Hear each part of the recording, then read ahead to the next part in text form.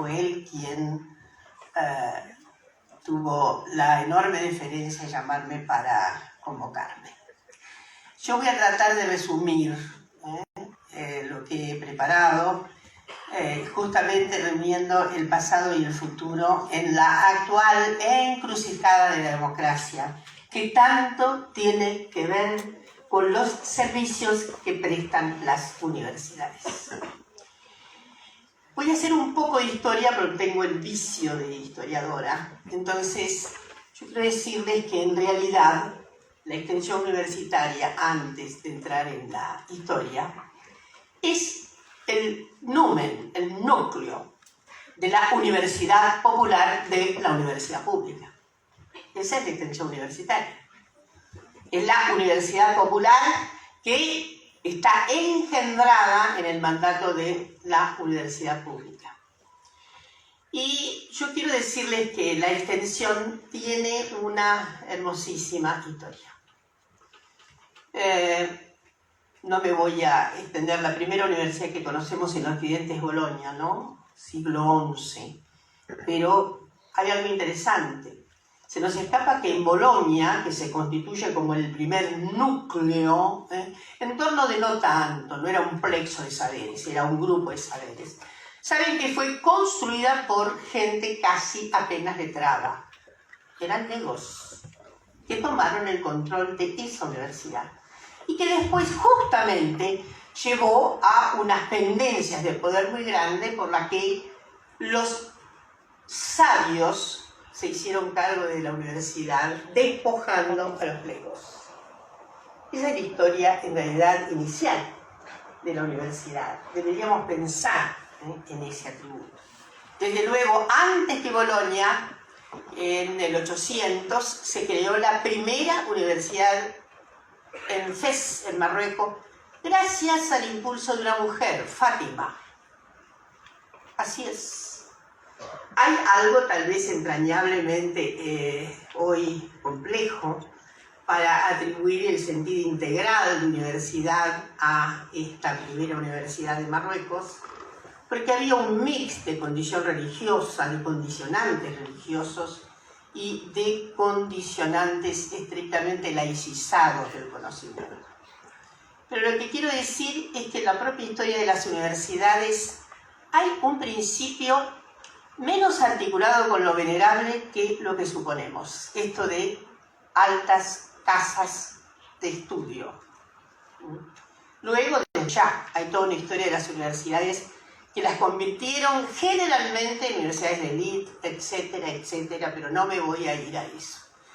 Finales del siglo XIX emerge un compromiso rotundo porque ya eclosionan las posiciones de manera muy fuerte, mucho más articuladas, más extensas, eclosionan lo que serían las partidizaciones proletarizadas. Desde luego el socialismo ya había salido de su cuenca de socialismo utópico, ya Marx había escrito El Capital, Engels había desarrollado su obra, etcétera, etcétera. Emergen los primeros programas socialdemócratas y socialismos radicalizados, etcétera, etcétera. Pero también hay contingentes al margen de estas posiciones más radicalizadas que piensan en la ilustración popular. Piensan que hay algo grave en esa pérdida de derechos que en general tienen los sectores proletarios porque están en plena lucha por sus derechos, y hay un empeño en construir saberes articulados para las clases trabajadoras. Se da un fenómeno muy interesante, sobre todo en España, porque tiene mucha repercusión en Argentina. Alguna vez yo escribí hace muchos años un artículo para Pensamiento Universitario, si mal no recuerdo, que era la raíz dormida de la reforma universitaria. Y la raíz dormida de la reforma universitaria fue el movimiento por extensión universitaria que se va ampliando. En Europa se crean inclusive universidades populares, pero lo que quiero decir es que hay una universidad muy importante, Oviedo, en España, que va a ser un tránsito de los sectores letrados, de los intelectuales, generalmente de posiciones radicalizadas, socialistas y demás, que van a ir a dar clases y van a ir a transportar saberes, sobre todo a los obreros mineros. Hay ahí un compendio relacional de clases, una alianza de clases que es muy bella. Esto, Oviedo, es una marca fuerte en lo que sería el inicio de la extensión universitaria, pero es también en España la creación del Instituto de Reformas Sociales muy particular, porque se da en una convergencia conservadora con una desarticulación de esa convergencia, nuevamente con figuras radicalizadas, liberales radicalizados, esa especie que no existe acá. Acá no hay liberales, menos radicalizados. Nunca los hubo en la Argentina, la verdad es que la Argentina no tiene el panorama de liberales radicalizados que tuvo Centroamérica, por ejemplo, que tuvo Colombia, que tuvo Uruguay. Acá no. Siempre fueron conservadores. Y ahora, obviamente, es casi un oxímoron llamar liberales a las propuestas que se dicen liberales que andan sueltas. Miren, el partido de Bolsonaro se llama Partido Liberal. ¿No les parece que es realmente una contradicción absoluta? Más bien son partidos neofascistas los que abundan por aquí. Pero les quiero decir que acá en Argentina vinieron, se creó a propósito de ese instituto la primera institución libre de enseñanza, que fue una ruptura justamente porque la Universidad de Madrid no llegaba hasta los sectores populares con la propuesta de una extensión. De modo que se armó aparte esta institución libre de enseñanza que fue muy importante, en donde efectivamente una vez más había un propósito de alianza de clases entre grupos, sí, socialistas, radicalizados, etcétera, etcétera, y los sectores trabajadores. Esa fue la institución libre de enseñanza. Ahí, de alguna manera, pertenecieron dos figuras que estuvieron en la Argentina, que dieron conferencias por todas partes, Adolfo Posada y Rafael Altamira, que llegaron a Argentina a principios del siglo pasado y derramaron una serie de conceptos acerca de la necesidad de hacer vigoroso el tránsito de pasar al conocimiento. Claro, era una concepción de arriba hacia abajo. Pasar el conocimiento científico a los sectores trabajadores. Yo voy a evocar algunas justamente antecedentes de esa extensión vigorosa universitaria que vivimos antes de 1918. Hay gente de la Universidad de La Plata, ustedes saben que la Universidad de La Plata fue vigorosa en los contenidos de extensión universitaria. Muy vigorosa. Fue muy particular. Obreros de Tolosa que recibían a los profesores de La Plata para efectivamente ilustrarlos no solamente en determinados campos, ¿cómo decirlos?, del área de sociales, de humanidades, transmitirles ideas de derechos, sino que elementos técnicos. Elementos técnicos. Muchísimos obreros ferroviarios de Tolosa asistían a las clases de extensión universitaria que daba La Plata. Desde ya, la gran conmoción de 1918, que tenemos como un hito en América Latina, la reforma incoada en Córdoba, a razón de una serie de factores, pero sobre todo, siempre he pensado que en Córdoba las devociones conservadoras eran exacerbadas. Los rituales religiosos casi desapegados de la acción universitaria.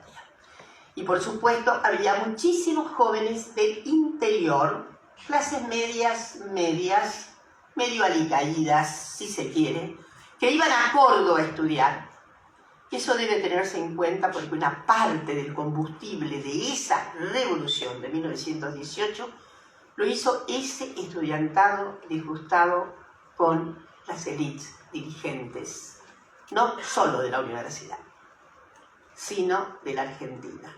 En un momento, obviamente, de tránsito democrático, como se señaló, porque estábamos bajo el gobierno de don Hipólito Yrigoyen. El manifiesto liminar de la reforma tiene claramente una asignatura fuerte, la extensión universitaria. Vuelvan a leerlo y se darán cuenta del significado que está ahí. Desde luego, voy a ir mucho más rápida, voy a decir que en los años 60 éramos jóvenes, íbamos a hacer la gran transformación radical de nuestras sociedades, la transformación social, léase, y por supuesto hubo un refogoneo, un fragor interesantísimo, también en materias de prácticas docentes, a través del sistema de la extensión. Yo no puedo dejar de evocar la cantidad de estudiantes y de profesores comprometidos con el cambio radical de nuestra sociedad, por ejemplo, en la Universidad de Buenos Aires, que hicieron una tarea de extensión universitaria maravillosa en el DOC Sur, en donde hasta el grupo era médico, había de todo tipo de gente, desde médicos, médicas, muchos estudiantes de varias facultades de psicología, etcétera, etcétera. Hay un trabajo muy bello de una querida colega que vuelve a remitir la experiencia de DOC Sur, como una gran experiencia de extensión universitaria, muy notable en el efecto que tuvo, en donde hasta se indicaba técnicas anticonceptivas. Es cierto que estábamos en un periodo muy particularmente de rupturas, pero piénsense ustedes que las técnicas anticonceptivas se llevaban desde la extensión universitaria a las poblaciones del DOC Sur. En fin, fueron años urgentes, años que terminaron muy trágicamente, como todos sabemos, que culminaron con nuestras apetencias y utopías con el terrorismo de Estado.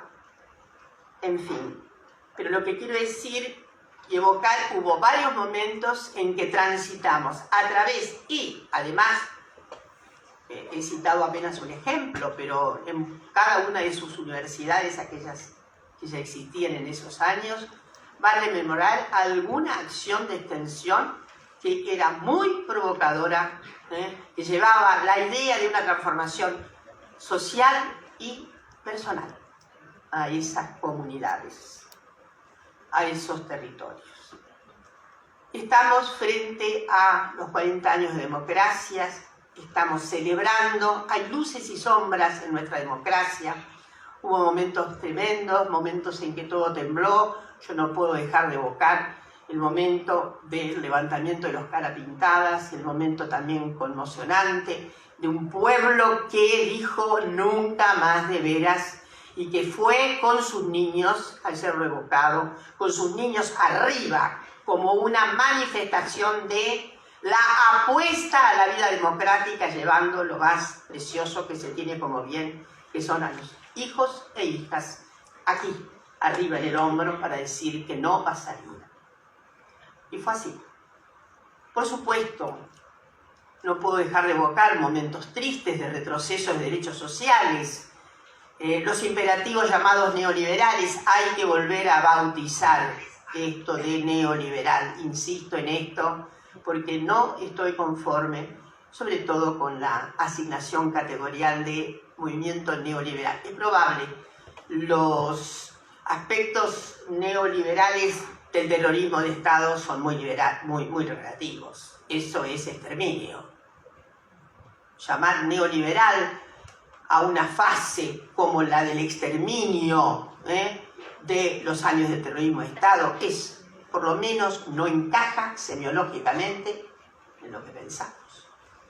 La segunda posibilidad, que devino, sí, de un desvío, casi de una taratología desde el punto de vista político.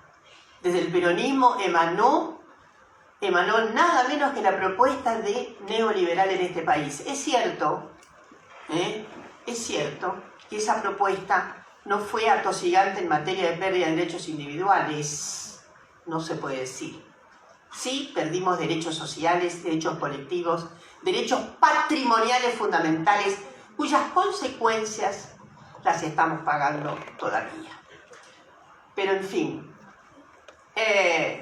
desde ya tuvimos el último azote en el cuaterno anterior de una forma neoliberal que ya complica, como digo, semiológicamente el concepto, porque no puedo dejar de pensar que entre los avatares que le vemos como consecuencia es nada menos que el imperativo así, el imperativo cotidiano que transita en una parte esencial del sistema judicial, como es nada menos que el instituto del lawfare. Es una especie de subversión interna del Estado de Derecho. Es una subversión del Estado de Derecho. En fin, entre los avatares, desde luego, en la encrucijada que estamos y que desafía a la universidad, y eso será la última parte de mi rápido discurso, está el propósito deliberado de las derechas fascistoides que tenemos de efectivamente impugnar, atacar severamente. He dicho, uno es el Instituto del lawfare. El lawfare, obviamente, se ha destinado sobre todo a figuras políticas, a figuras que están con un compromiso político de transformación de la realidad social y económica. Pero atención, el lawfare llega a toda la ciudadanía. Cualquiera puede ser afectado por esa subversión del Estado de Derecho. Es una calamidad desde el punto de vista de la vida democrática y republicana. Pero uno de los elementos sintomales que tienen las ultraderechas hoy, que se ve planetariamente, es la contrariedad, ahora fijada programáticamente, contra los feminismos, contra las identidades sexo-genéricas diversas. He dicho estos días que antes era un estado capilar.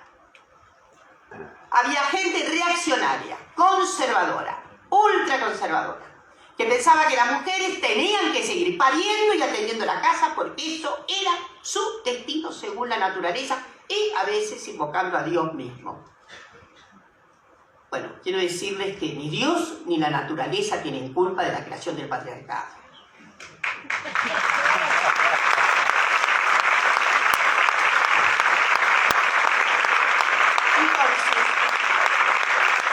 Lo que antes era un tópico virulento personal que hemos conocido, esos zócalos de granito, siempre fueron así las cosas. Un hombre es un hombre, una mujer es una mujer, y ese tipo de escándalos para, yo diría para la fina erudición, eso es un escándalo, pero bueno, no fuera de más que tiene problemas éticos insalvables. Existía eso. Hoy las derechas se han organizado en torno de programas. Miren, he leído anteayer que Bolsonaro vuelve a Brasil. Está volviendo a Brasil y que lo primero que va a hacer es proponerse una acción directa contra los grupos feministas. ¿Qué tal? Peligrosísimas. Peligrosísimas somos las feministas. Atención varones, porque ahora que están por decidirse a pasar definitivamente al bando de la igualdad, van a ser perseguidos por su feminismo. Entonces, yo lo que...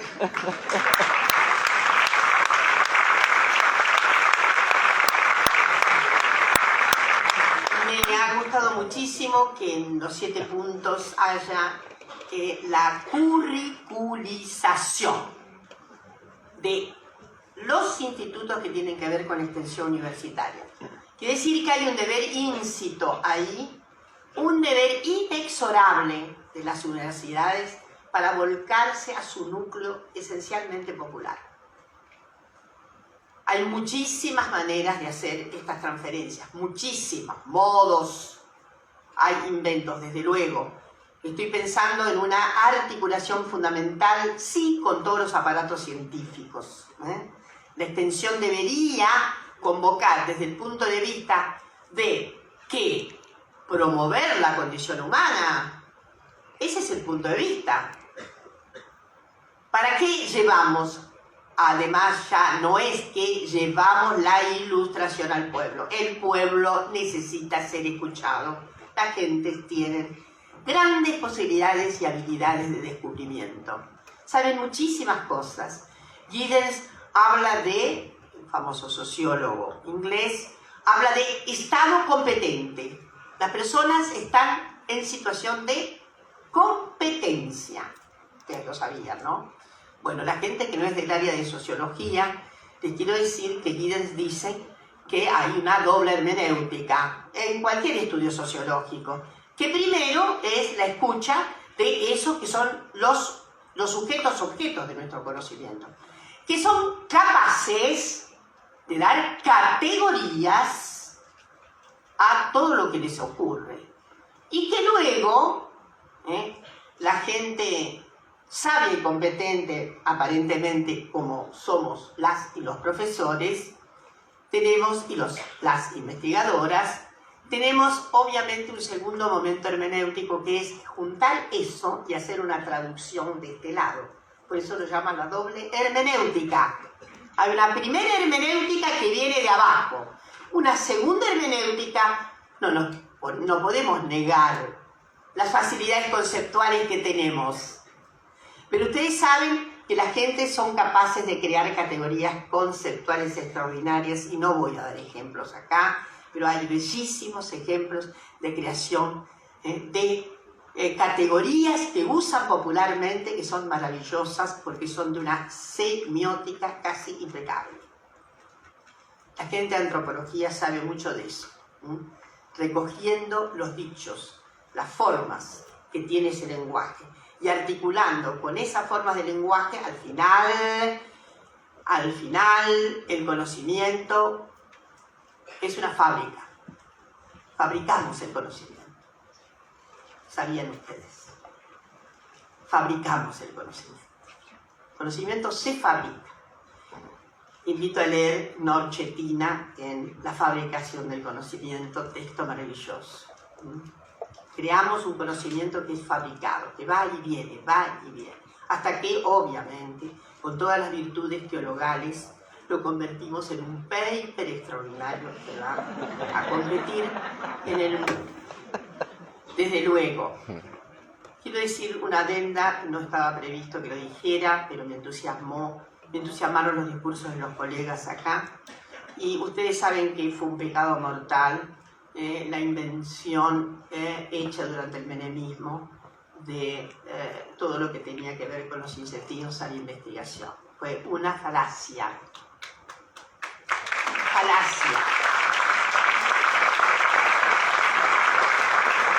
Sí, solicitamos investigación de la docencia universitaria, pero lo que la docencia primero tiene que saber es que tiene que crear la condición de posibilidad de la ciudadanía de su alumnado. Eso de inventar a todas y todos los colegas a hacer paper, yo lo he discutido, pero absolutamente, porque eso fue toda una situación patrañosa. ¿Por qué? Si necesitamos excelentes docentes, un excelente docente usa maravillosamente lo que un investigador ha hecho por ahí y tiene capacidad de criticarlo y ponerlo. Desde luego, los programas universitarios no podrían durar más de 5 o 7 años. Este es un problema que tenemos.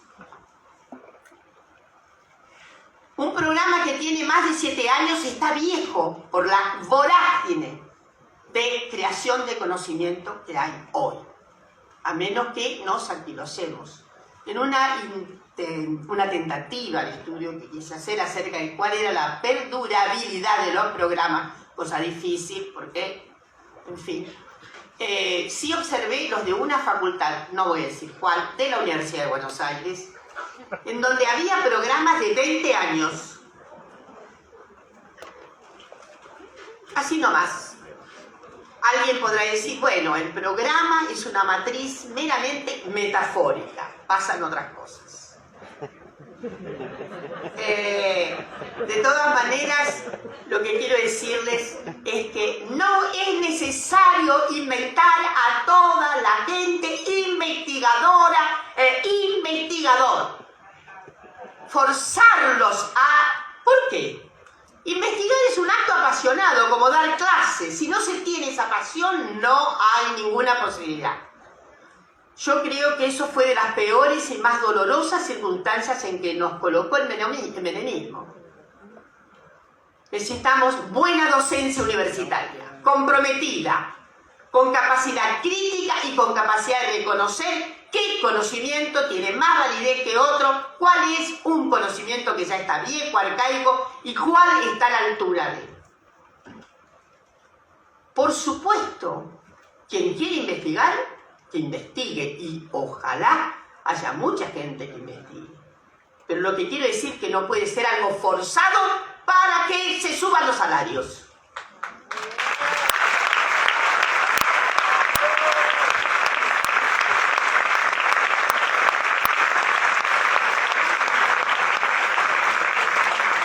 Bueno, fundamentalmente, obviamente aquí ya se ha dicho mucho, necesitamos desde ya que la extensión se entrañe fuertemente con el principio de la redistribución, de toda redistribución. Ya el conocimiento es un bien que debe ser redistribuido. Pero desde mi perspectiva ideológica y política, como ya imaginan, digo, es absolutamente inescindible el compromiso social con la dignidad humana. La dignidad humana es un compromiso social, es un compromiso que nos obliga a justamente descubrir quiénes son menos individuos beneficiados por la falta de redistribución. Es un elemento fundamental nocional del saber.